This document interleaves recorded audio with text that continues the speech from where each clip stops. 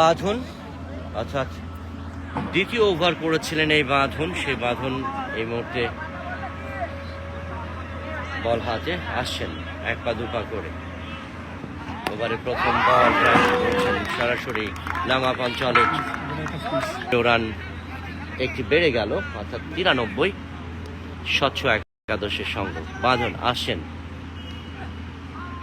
এবারে সজোরে চালিয়েছিলেন ব্যাটে বলে ঠিক মতো শুরু করেছেন প্রথম স্পেলে, কারণ তিনি উইকেটের পতন ঘটিয়েছিলেন প্রথম, এবং যার ফলে রান বেশি হওয়া থেকে বিরত রেখেছিলেন ব্যাটসম্যানদের। বাঁধন আসছেন, একের পর এক বল করে চলেছেন, আবারও চমৎকার বল, ব্যাটে বলে ঠিক মতো সংযোগ হয়নি।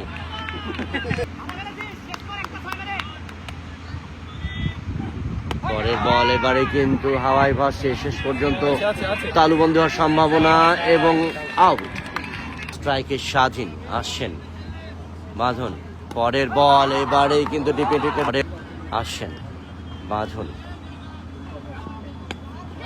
এবারে ক্যাচ এবং শেষ মুহূর্তে গালি অঞ্চলে ফিল্ডিং হয়ে গেল, চমৎকার ক্যাচ এবং সেই সাথে